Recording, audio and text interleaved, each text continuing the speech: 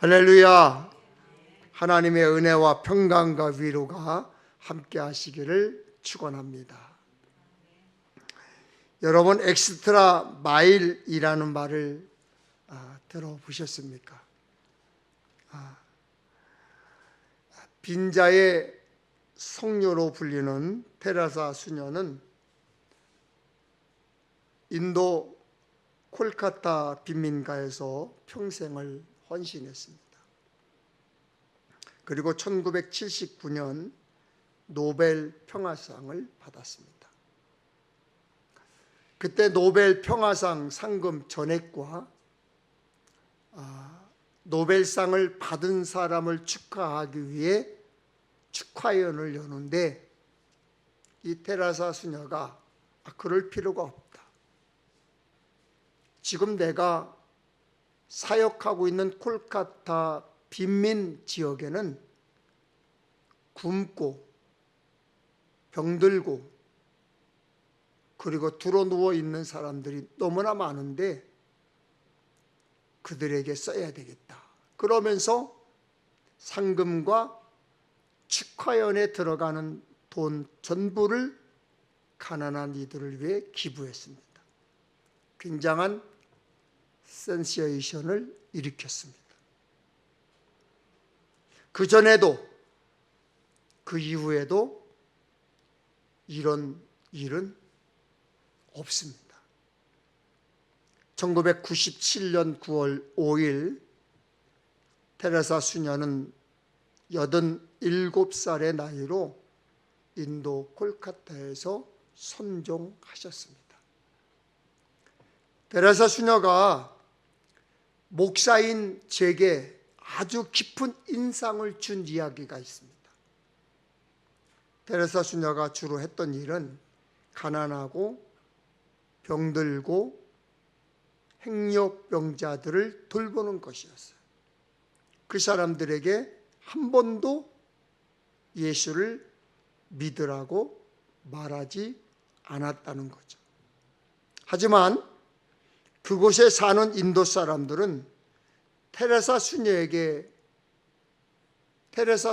대해서 이렇게 말을 했습니다. 지금까지 영국에서 수많은 선교사가 들어왔습니다. 우리는 그들이 전하는 하나님을 믿지 않습니다. 하지만 테레사 수녀가 믿는 하나님을 우리는 믿습니다. 성경학에는 프리젠스 미션이라는 용어가 있어요. 현존 선교, 존재 선교라는 거죠. 그리스도인이 없는 곳에 가서 그리스도인으로 존재하는 것을 말합니다. 내 삶의 자리에서 예수를 믿지 않는 사람들과 함께 살며 예수의 가치를 삶으로 증명하는 것이 선교라는 거예요. 선교란 예수님께서 성육신 하셔서 이 땅에서 사셨던 것처럼 인간의 고통과 함께 체휼하셨던 것처럼 내 삶의 자리에서 주님의 이름으로 살아가는 것입니다. 그래서 히브리서 4장 15절 개역 한글로 보면 우리에게 있는 대제사장은 우리 연약함을 체휼하지 아니하는 자가 아니요. 예수님은 우리의 약함을 동정하지 못하시는 분이 아닙니다. 예수님이 인간의 고통인 죄와 연약함을 친히 겪으셨기 때문에 우리의 사정을 너무나도 잘 아시기에 도와주신다는 거예요. 그게 체휼이에요.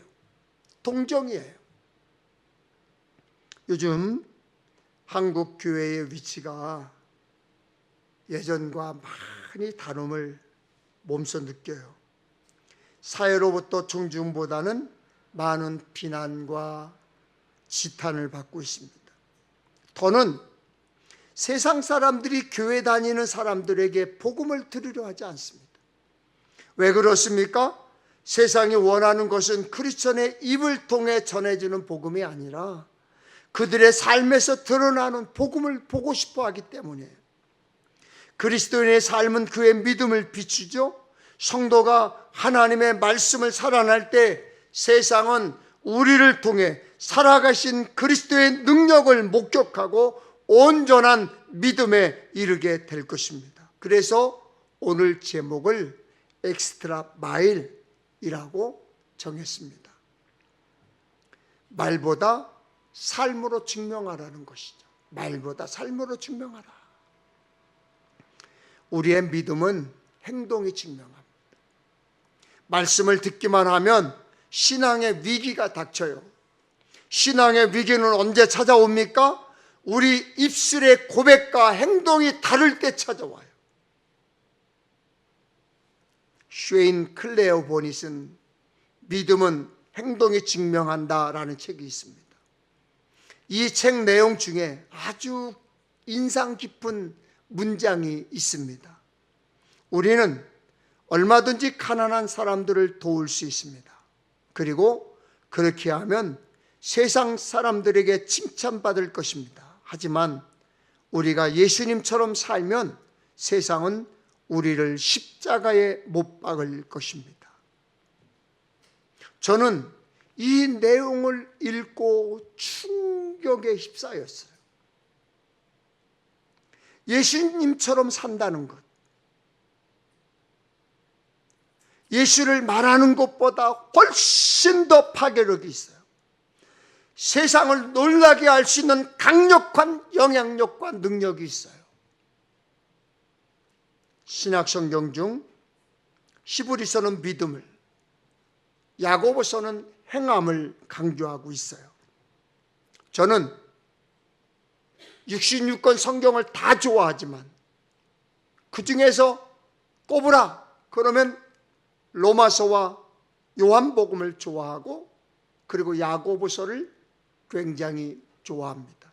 아마도 야고보서는 양도 얼마 되지 않지만 제가 그 야고보서를 200번 이상 읽은 것 같아요. 그 정도로 야고보서를 좋아합니다. 그런데 종교개혁자 마르틴 루터는 야고보서를 지푸라기 서신이라 라고 폄하했어요. 왜 그럴까요? 마르틴 루터가 로마서를 읽다가 회심하고 난 후에 진정한 신앙은 하나님의 의를 믿는 것이다, 이걸 확신했기 때문이죠. 당시 중세 로마 교회는 하나님의 의와 믿음보다는 어떤 행위로 구원을 받고 보상받을지를 강조했고, 하나님의 은혜가 아닌 인간의 노력으로 구원을 얻으려고 했기 때문에 마르틴 루터가 이 야고보서를 그렇게 폄하한 거예요. 그런 루터의 눈에 행위라는 것은 이중적이고 바리새적인 율법으로 비쳤던 것이죠. 그래서 야고보서를 폄하한 거예요. 히브리서는 고난과 역경을 잘 이겨낸 믿음의 선조들의 이야기가 나옵니다. 믿음으로 순교한 사람들의 이야기도 나옵니다. 당시 박해받던 사람이 믿음을 지킨다는 것, 정말 중요한 일이죠. 고통을 받던 사람들이 믿음을 지킨다는 것, 굉장히 중요한 일이죠. 그래서 초대교회에는 믿음을 지키기 위해 죽어가는 사람들이 영웅처럼 받들어지고 일부러 순교의 자리를 찾아가는 사람들도 있었습니다. 이처럼 믿음을 지키는 것이 정말 위대한 일이에요. 그리고 굉장히 어렵습니다. 그런데 야고보서는 믿음의 수준을 한층 더 끌어올려요. 정말 믿음이 있다면 믿음을 지키기 위해 죽기보다 믿음대로 살아가라는 것입니다. 그래서 야고보서의 행함이란 하나님의 은혜를 무시하는 게 아니에요. 믿음으로 구원받는 것을 거부하는 것도 아니에요. 은혜를 받았다면 은혜에 합당한 삶을 사는 것이 진정한 믿음이라는 것이죠. 오늘 본문 22절을 함께 볼까요? 너희는 말씀을 행하는 자가 되고 듣기만 하여 자신을 속이는 자가 되지 말라.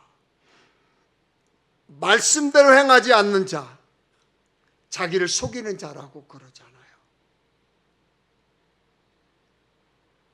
이 말씀 오해하지 마세요. 로마서 10장 10절에 이런 말씀이 있어요. 사람이 마음으로 믿어 의에 이르고 입으로 시인하여 구원에 이르느니라. 믿음이 들음에서 나는 것도 사실이죠.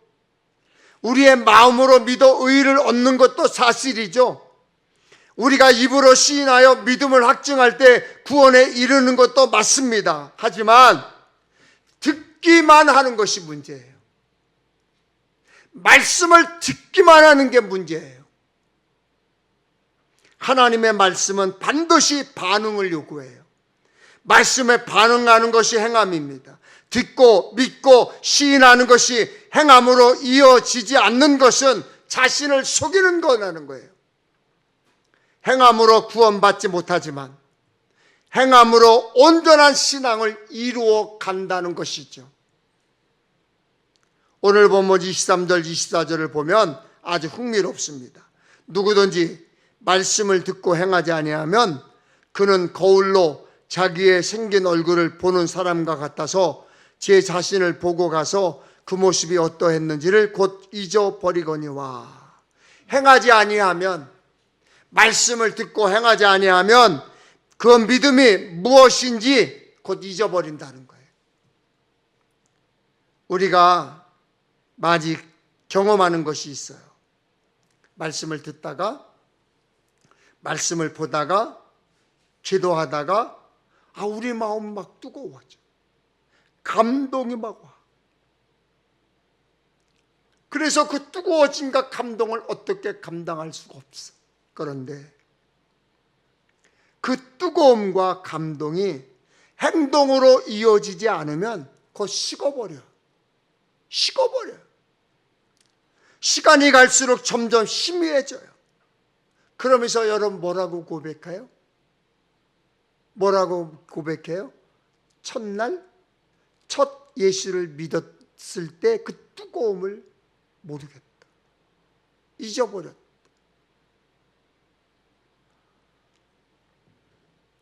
마치 거울로 얼굴을 볼 때는 선명하게 보였는데 고개를 돌려 다른 것을 보기 시작하면 생각이 잘 나지 않아요. 곧 잊어버리게 돼요. 말씀을 듣고도 행하지 않는 것은 바로 그런 거예요. 거울을 보고 뒤돌아서면 그 모습이 어떠했는지 곧 잊어버리는 것 같습니다. 말씀을 듣고 행동한다는 것, 마치 우리가 믿는 믿음을 프린트하는 것과 같아요. 우리 그러죠. 자녀들에게 약속을 할 때 뭐라고 그래요? 약속? 그러면 애들이 그러잖아요. 약속? 그 손가락을 걸어요. 그런 다음에 뭐라고 그래요? 우리 프린트 그 손으로 다 이렇게 스캔하는 것처럼 이렇게 해요. 그리고 나서 도장을 찍으래요. 여러분, 우리가 그만큼 신뢰성이 떨어진 거예요. 약속을 해서 손가락으로 약속하면 끝나는 건데 이제 프린터 해야 되고 도장도 찍어야 돼요. 그런데 왜 그렇게 하느냐면 기억하라는 거예요. 말씀을 들었으면 그 말씀을 기억하고 행하라는 거예요. 새겨지는 것입니다. 행동으로 기록되는 것입니다. 결국 하나님의 역사 가운데 기억되는 많은 사람은 믿었던 사람들이 아니라 믿은 대로 살았던 사람들이었어요. 그 사람들이 기억나는 거예요. 우리나라에 많은 선교사님들이 오셔서 복음을 전해 주셨어요. 그들은 하나님의 부르심에 반응해서 우리나라까지 온 사람들, 행동한 사람들이에요. 정말 대단하고 위대한 사람들이죠. 그들은 이 땅에 복음을 전했죠. 그로 인해 고통을 당하기도 했고 죽기까지 했어요. 그래서 일제시대에 그리고 6.25 전쟁 통해 우리나라에 와서 복음을 전하다가 생명을 잃고 장애를 얻은 선교사들이 꽤 있어요. 그들은 믿음으로 결단했고 우리와 똑같이 살면서 복음을 삶으로 직접 보여준 사람들이에요. 선교사들이 처음 선교지에 가면 제일 어려운 게 여러분 아시죠? 언어, 문화, 음식, 종교, 풍습 등의 어려움을 겪습니다. 지금도 저도 이렇게 좋아하긴 하지만 홍어 갖다 주면 맛있게는 먹어도 선뜻 젓가락이 가지 않아요. 왜요? 그 홍어의 독특한 톡 쏘는 맛과 함께 그 시큼하고 그 냄새나는 맛이 한국 사람들도 잘 못 먹는데 외국 사람들은 얼마나 힘들겠어요. 요즘 어린아이들 중에 청국장을 잘 안 먹는 아이들이 있어요. 그런데 그 외국인 선교사들이 청국장에 선뜻 숟가락이 가겠어요? 그게 얼마나 어려웠어요. 당연히 시행착오를 겪죠. 그런데 그런 시행착오를 극복하고 견딜 수 있는 것은 예수님의 마음인 사랑이었어요. 그 사랑은 희생과 섬김의 복음으로 사람들의 마음을 열었어요. 복음의 씨앗이 토양 속에 뿌려지기 시작합니다. 작가 이철환 씨가 쓴 연탄길이라는 책 여러분 기억나시죠? 예전에 오래전에 연예인들이 나와서 MBC에서 도서관을 운영하고 짓고 활동하는 그런 프로그램이 있었는데 거기에 이 연탄길이라고 하는 책이 소개된 적이 있었어요. 한때 이 연탄길이 많은 사람에게 감동을 주었는데요. 왜 사람들이 이 연탄길 책을 읽으면서 감동했을까요? 거기에 누군가를 위해 헌신하고 행동했던 사람들의 이야기가 있었기 때문이죠. 제가 감동적으로 읽었던 한 이야기를 소개하려고 하겠습니다. 음식점 출입문이 열리더니 한 여자아이가 동생들을 데리고 들어왔습니다. 아저씨, 짜장면 2개 주세요.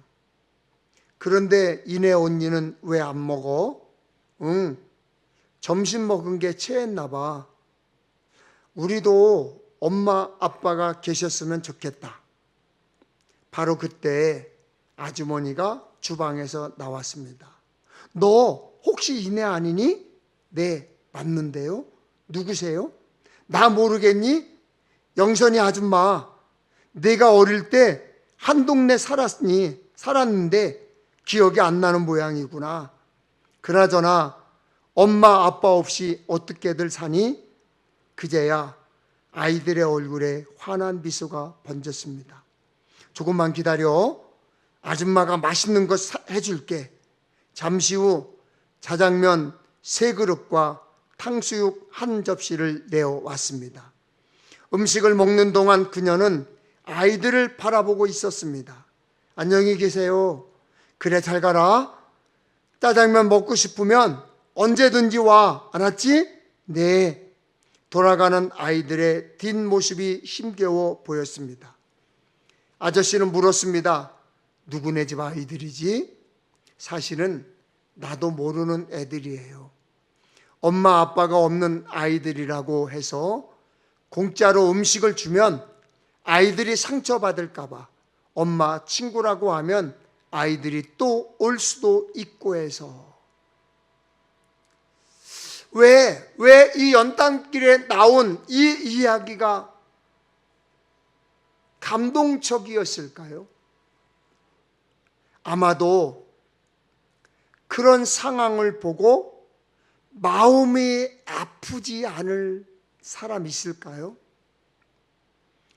동정의 마음이 생기지 않을 사람 있을까요?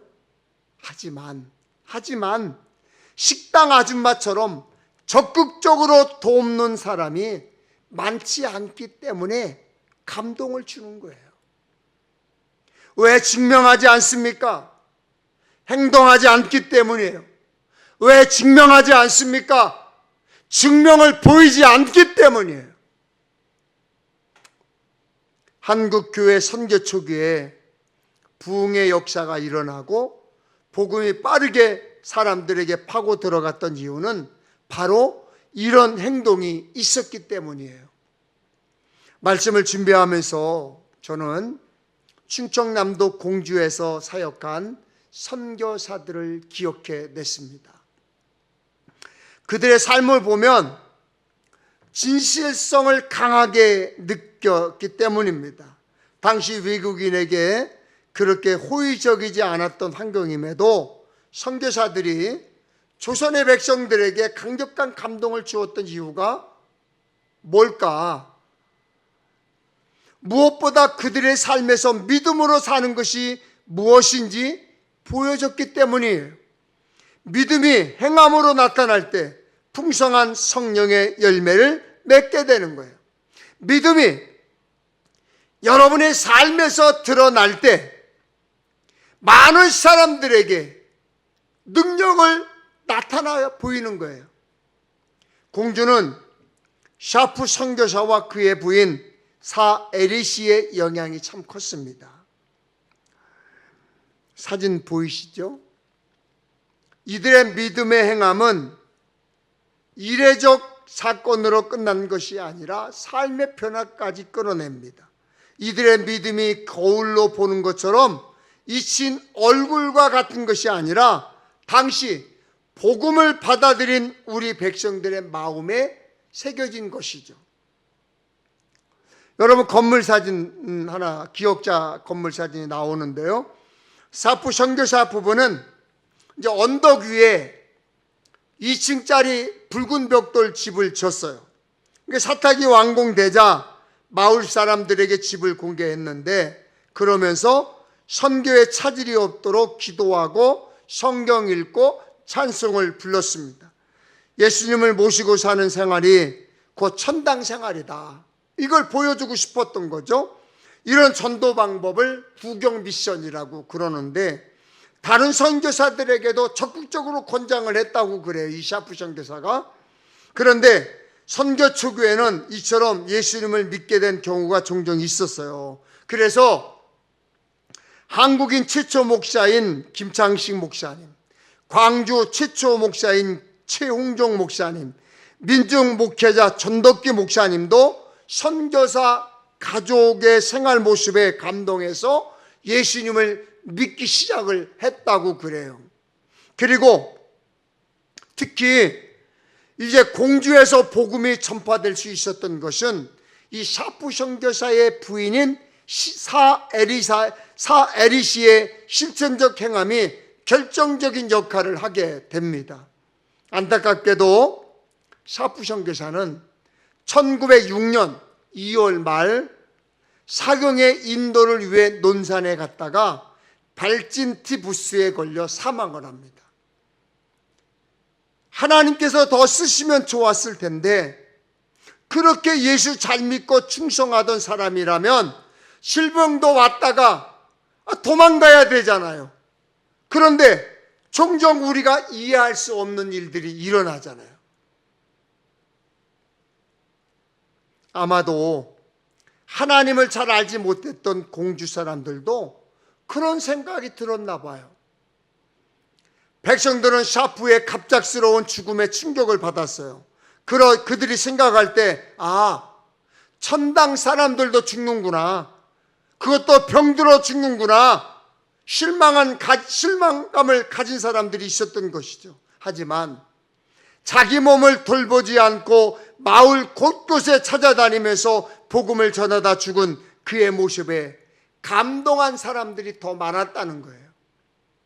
남편을 잃은 샤프 부인은 본국으로 돌아가지 않고 남편이 하던 일을 30년 넘게 계속해서 공주에 살면서 복음을 전합니다. 그리고 그곳에 영명학교라는 학교를 세워요. 그리고 인재를 길러냅니다. 그 중에 유관순 여사의 제자도 있습니다. 제자가 유관순 여사예요. 샤프 목사는 하늘의 미달이 되고 그의 부인을 통해서 복음의 열매를 맺은 거죠. 샤프 선교사 아내 사에리 씨가 남편의 죽음 후에도 공주에 남아서 계속해서 그들을 섬겼던 이유가 뭘까요? 예수님의 사랑 아닐까요? 예수님의 마음 아닐까요? 기독교 역사를 공부할 때마다 그런 생각이 들어요. 복음 때문에 죽은 사람도 있고 복음 때문에 산 사람도 있다는 것이죠. 제가 신학교에 들어가서 초대교회사를 공부하게 되었습니다. 그때 순교사에 대해서 공부를 했는데 가장 인상적인 인물이 폴리캅이었어요. 그는 서머나의 감독으로 86세에 순교를 당했는데 그가 화형에 처해지는 순간에 로마의 군사들이 다가와서 이렇게 회유합니다. 예수를 안 믿는다고 한마디만 하시오. 그러면 살려주겠소. 그때 서머나의 폴리캅은 이런 유명한 말을 남기고 화형을 당하며 죽습니다. 예수님은 나에게 86년 동안 한 번도 거짓을 말씀하신 적이 없는데, 예수님은 한 번도 나를 배신한 적이 없는데 내가 어찌 구체한 생을 살겠다고 거짓을 말하겠소. 어서 나를 죽이시오. 그리고 폴리캅은 원수를 위해 기도한 후 장작더미에 올라 장렬하게 순교합니다. 이것이 충성스러운 사람, 신실한 사람, 믿음이 있는 사람의 모습일 것입니다. 교회는 이런 순교자들의 피 위에 세워진 거예요. 충성과 믿음을 지킨 사람들 때문에 하나님의 일이 이루어지는 거예요. 마태복음 5장 16절에 예수님께서 우리에게 말씀하신 것이 있어요. 이같이 너희 빛이 사람 앞에 비치게 하여 그들로 너희 착한 행실을 보고 하늘에 계신 너희 아버지께 영광을 돌리게 하라. 샤프 선교사가 1905년 공주에 들어가 복음을 전했지만 교인을 얻기 쉽지 않았어요. 더군다나 외국인이 와서, 말도 통하지 않는 사람이 와서 복음을 전하는데 누가 예수를 믿겠어요? 그러다가 1907년 평양 대부흥 운동이 공주에서 강하게 일어나기 시작했습니다. 여러분이 지금 보고 계신 이름을, 교회 이름이 협산자 예배당이에요. 1907년 당시에 4월에 열렸던 공주교회 부흥회가 있었어요. 그때 공주교회 부흥회 때, 지금은 공주제일감리교회인데요, 그 교회 부흥회 때 교인들이 변화가 되고 전도되기 시작했어요. 그때 지은 예배당이에요. 당시에 기역자로 지어서 300명을 수용할 수 있는 벽돌 예배당을 짓는다는 것은 결코 쉬운 일이 아니죠. 독특한 이름 협산자는 우산을 끼고 온 사람들이라는 이야기입니다. 교회는 부흥되었어요. 근데 건축할 돈이 없어. 미국 감리교회 선교국에서 고민하고 있을 때 낯선 신사가 찾아옵니다. 그리고 한국 교회 소식을 듣습니다. 그리고 상당한 액수의 돈을 헌금하고 놓습니다. 그는 이름을 밝히지 않았어요. 단지 우산을 들고 왔던 사람으로밖에는 기억되지 않았기 때문에 협산자 예배당이라고 이름을 지은 거예요. 오늘 본문의 이야기를 생각나게 하는 일, 실천하는 자, 그가 행하는 일에 복을 받으리라는 의미를 생각해 보고 싶어요. 오늘 본문 25절이죠. 자유롭게 하는 온전한 율법을 들여다보고 있는 자는 듣고 잊어버리는 자가 아니요 실천하는 자니 이 사람은 그 행하는 일에 복을 받으리라. 믿음은 행동으로 증명될 뿐 아니라 행함으로 믿음의 역사가 일어납니다. 저는 성경대로 비즈니스하기 P30일이라는 책 이야기를 조금 하고 싶어요. 성경대로 비즈니스하기 P30일, 재미교포인 하형록 회장이 쓴 책이에요. 이분이 세계적인 건축 설계회사 팀 하스의 회장인데 심장 이식 수술을 받아야 하는 생명의 위협 가운데서 주님을 만나게 돼요. 그리고 새롭게 사업을 시작하면서 이제부터는 성경대로 비즈니스를 하겠다는 결심을 하고 잠언 31장의 원리를 따라 하기 시작을 합니다. 그래서 성경대로 비즈니스하기 P30일이에요. 그중 하나의 원리가 엑스트라 마일이라는 것입니다. 오늘 제목으로 정한 내용입니다. 이 말의 뜻은 한 걸음 더 나아간다는 뜻이에요. 엑스트라 마일. 다른 표현으로는 비욘드 도어, 즉 문 밖까지 배웅한다는 거예요. 마태복음 5장 41절의 말씀인 또 누구든지 너로 억지로 오리를 가게 하거든 그 사람과 10년을 동행하고에 근거한 거예요. 잠언 31장 24절의 말씀은 그는 배로 옷을 지어 팔며 띠를 만들어 상인들에게 맡기며 그랬어요. 모시로 만든 고급 제품을 띠까지 둘려 보낸다는 것이 바로 엑스트라 마일입니다. 하영록 회장은 직원을 채용할 때 이 엑스트라 마일에 관한 질문을 한다는 거예요. 지금도. 예를 들자면 당신은 회사 일을 할 때 엑스트라 마일을 실천한다는 것이 어떤 것이라고 생각합니까? 그러면 미국인들 대개 이렇게 대답한다고 그래요. 맡은 일을 끝내기 위해서는 늦게까지 일할 수 있습니다. 그게 엑스트라 마일이라고 생각합니다. 하지만 만일 고객에게 일을 부탁받은 프로젝트의 마감일이 내일이라면 그 일을 끝내기 위해 밤을 새우는 일을 엑스트라 마일이라 할 수 없다는 것입니다. 당연히 해야 할 일을 하는 것일 뿐이라는 거죠. 그렇다면 여러분, 이 경우 엑스트라 마일은 무엇일까요? 손해를 보면서까지 해주라는 게 아니에요. 성경 구절에 나오는 때와 같은 것입니다. 예를 들어요. 아내가 여보, 나 커피 마시고 싶은데 커피 한 잔 사다 줄 수 있어요? 그랬을 때 어떤 사람은 정말 커피만 한 잔 덜렁 사다가 준다. 그런데 어떤 사람은, 어떤 남편은 커피와 함께 먹을 수 있는 쿠키도 사다 줍니다. 엑스트라 마일은 바로 쿠키예요. 그런데 어떤 고객은 커피뿐 아니라 쿠키까지 곁들이는 엑스트라 마일을 반복해서 받으면 어느덧 마음이 열려. 그리고 그를 신뢰하게 돼.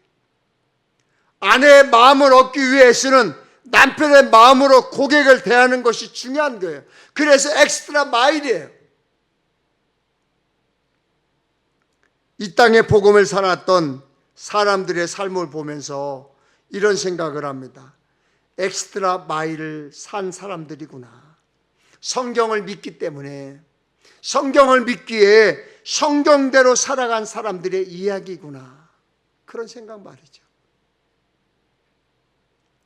저는 가끔 양아진 외국인 선교사 묘지에 갑니다. 거기에 갔다 와요.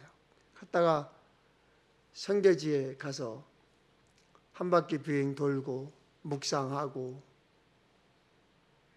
그러다 와요. 그런데 공주 영명학교 뒷산에도 잠들어 있는 선교사들의 무덤이 있어요. 그곳에는 샤프 선교사와 선교사 자녀 4명이 잠들어 있습니다. 이 4명 중에는 8살짜리, 10살짜리 아이들도 있어요. 이들이 먼 이국 땅에서 죽어 무덤에 묻혀있는 모습을 보면서 어떤 생각을 하십니까? 이들은 하나님의 말씀을 듣고 잊지 않고 가슴에 새겨 들은 것을 행하다가 죽은 사람들이에요. 그들이 죽어서 그들의 믿음이 무엇인지를 강력하게 보여주고 있어요. 여러분, 죽음이란 얼마나 무서운지 아십니까?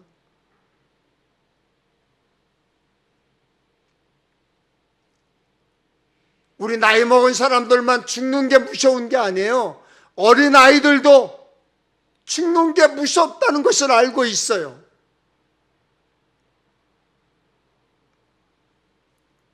저희 손녀가 7살이에요. 얼마 전에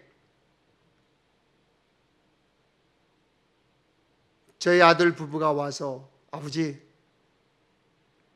이유미가 북한 선교사로 가고 싶어요.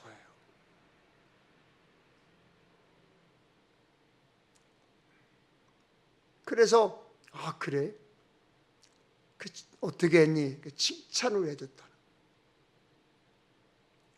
근데 그 다음이 문제예요. 왜? 북한 선교사로 가면 죽을 수도 있어. 그랬다는 거예요, 아빠가. 그랬더니 7살짜리 이음이가 하루 종일 곰곰이 생각하더래요. 그리고 저녁에 잠잘 때 아빠 엄마 품에 안기더니 아빠, 나 북한 선교사 안 할래. 왜? 죽기 싫어. 그러면서 펑펑 울더라는 거예요. 죽기 싫다며 펑펑 울더라. 여러분, 이렇게 죽음이라는 것은 그렇게 무서운 거예요. 많은 사람들에게 공포감을 주는 거예요. 그런데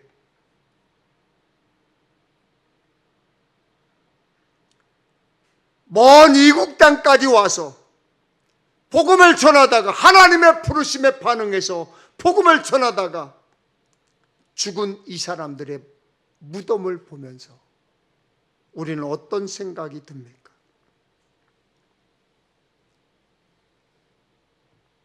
그 믿음이 무엇인지 무덤을 보면서 강력하게 뭔가 필링이 오십니까? 위클리 비즈 Y에서 100세가 넘은 철학자 김영석 교수를 인터뷰했어요. 김영석 교수님이 올해 108세세요. 그런데 그분에게 인터뷰를 했는데 사실은 철학자로서뿐만 아니라 아주 훌륭한 신앙인의 모습을 모범이 된 분이죠. 기자가 교수님, 철학과 신학의 차이가 뭡니까? 이렇게 물었더니 아주 인상적인 대답을 했어요. 철학은 인간에 대해 알려주지만 인간이 처한 문제는 해결을 못 해줍니다. 그러면 종교가 해결을 해주느냐? 아닙니다. 나는 그 답을 예수에게서 찾았어요. 신앙을 가지려면 성실성에 경건성이 더해져야 합니다. 성실한 사람은 악마가 건드리지 못합니다. 유혹을 받는 것은 성실하지 못하기 때문이죠. 그렇다면 경건이란 무엇이냐? 호수가 잔잔해야 달 그림자와 별 그림자를 볼 수 있어요. 그 잔잔함이 바로 경건함이죠. 저는 아주 이 김영석 교수님의 이야기를 인상 깊게 들었어요. 신앙인이라면 성실함과 경건함이 있어야 한다. 그리스도인인 우리에게 진실함과 경건함이 무엇인지를 가르쳐주고 있죠. 한국 교회의 역할이 무엇인지 깊이 생각하게 말씀하고 있죠. 무너져가는 한국 교회, 조롱당하고 지참받는 한국 교회에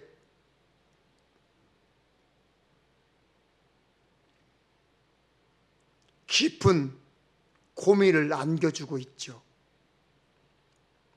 종종 그런 생각을 해봐요. 선교 초기 선교사들의 복음을 받아들였던 우리 선조들은 무슨 생각을 했을까? 적어도 복음이 들어간 자, 복음을 듣고 온 자들이 행하는 것이 무엇인지를 보지 않았을까요? 여러분, 한국 기독교 초기 선교 역사를 들으시면서 어떤 도전이 됩니까? 적어도 지금 우리가 무엇을 행동해야 하는지를 생각하게 한다는 것이죠. 그렇게 행동으로 믿음을 살았던 선교사들을 보았던 조선 사람들의 삶에서도 믿음을 증명하는 일들이 누룩처럼 번져가기 시작합니다. 이것이 바로 예수님께서 말씀하시는 누룩의 비유가 아닐까요? 천국은 이런 것입니다. 한국 기독교 초기 전라도에는 오방 최웅종 목사라는 분이 있었어요. 그에게 따라붙는 수식어가 참 많았어요. 전라도 광주에서 처음 예수를 믿고 세례받은 사람, 최초의 장로, 그리고 최초의 목사, 3.1 만세 시위를 지도하고 태극기를 흔들다 체포되어 2년 6개월 동안 옥고를 치는 민족운동가, 문둥병, 결핵 환자들의 아버지와 같았던 사회사업가, 이런 여러 가지 별명들이 있었어요, 이 최홍종 목사님에게. 그런데 이 최홍종 목사님은 예수 믿기 전에는 아주 성질을 지체하지 못하는 왈패로 살았던 사람이에요. 그가 선교사 집을 찾아간 이유가 뭔 줄 아세요? 선교사의 일을 돕고 돈을 벌어서 출세하려고 찾아갔어요. 1909년 4월 광주 선교 개척자 오웬을 모시는 최홍종은 선교사가 전도를 나갔다 폐렴에 걸려 사경을 헤매자 선교사 포사이드를 데리러 갑니다. 영산포에서 마중을 나가 포사이드를 안내해 광주로 오던 중 거린이나 나병에 걸려 걷지 못하는 사람을 보면 최홍종은 의도적으로 피했어요. 그런데 선교사 포사이드는 거린에게 다가가고 나병 환자에게 다가가서 자신의 말에 태워요. 그리고 자신은 고삐를 들고 걸어가. 이 모습이 최홍종은 충격을 받은 거예요. 아쉽게도 오웬 선교사는 숨을 거뒀어요. 포사이드는 나병 환자를 데려다 돌보기 시작합니다. 최홍종의 마음 가운데 이런 생각이 들었습니다. 나는 내 동족인데도 피해 도망 다녔는데 포사이드는 그를 자식한 듯이 안을 수 있다니. 그리고 포사이드의 행동에 감명을 받은 최홍종은 예수 믿는 것이 무엇인지를 생각하게 되고 그도 믿음의 행동을 시작하기 시작합니다. 한국 최초 나병 전문 요양원인 광주 나병원 여수 애양원이 최홍종의 감동으로 출발하였다는 것이 놀랍기도 하지만 어쩌면 당연한 일 아닐까요? 애양원 하면 여러분 누가 생각나요? 여수 애양원 하면 누가 생각나요? 손양원 목사님 생각나죠. 지금까지도 많은 신앙인에게 사랑의 원자탄으로 많은 울림을 주는 그의 삶과 신앙이 어디서 갑자기 솟아오신 것이 아니에요. 믿음을 행동으로 보여줬던 누군가를 통해 행동하지 않았을까요? 손양원 목사님의 9가지 감사기도가 있어요. 이 9가지 감사기도는 자기 아들의 생명을 내어놓고 드린 감사기도예요. 손양원 목사님의 감사기도로 인해서 많은 생명이 하나님께로 돌아왔어요. 여러분, 왜 오늘날 복음의 열매가 없고 교회에 생명의 열매가 없습니까? 죽고 썩어지는 사람이 없기 때문은 아닙니까?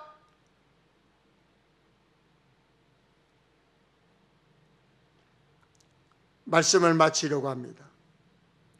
9가지 손양원 목사님의 감사 기도입니다. 하나, 나 같은 죄인의 혈통에서 순교의 자식이 나게 하심을 감사합니다.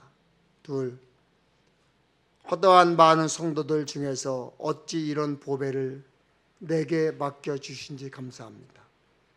셋, 사남 삼녀 칠남매 중 가장 아름다운 장남과 차남을 주님께 바치게 되어 감사합니다. 넷, 한 아들의 순교도 감사하고 귀하다 하고는 두 아들이 함께 순교를 했으니 감사합니다. 다섯, 예수 믿다가 누워 죽는 것도 복인데 전도하다 총살 순교했으니 더욱 감사합니다. 여섯, 두 아들이 미국 유학을 가려 했는데 그보다 좋은 천국에 갔으니 내 마음 안심되어 감사합니다. 일곱, 내 아들을 죽인 원수를 회개시켜 아들 삼고자 하는 사랑을 마음에 부어주심에 감사합니다. 여덟 번째, 내 아들의 순교 열매로 무수한 천국 열매가 생길 것을 믿으며 감사합니다. 아홉, 견디기 어려운 역경 속에서도 하나님의 사랑을 깨닫게 하시고 이길 수 있는 걸음을 주신 것에 감사합니다. 손양원 목사님의 9가지 감사 기도예요.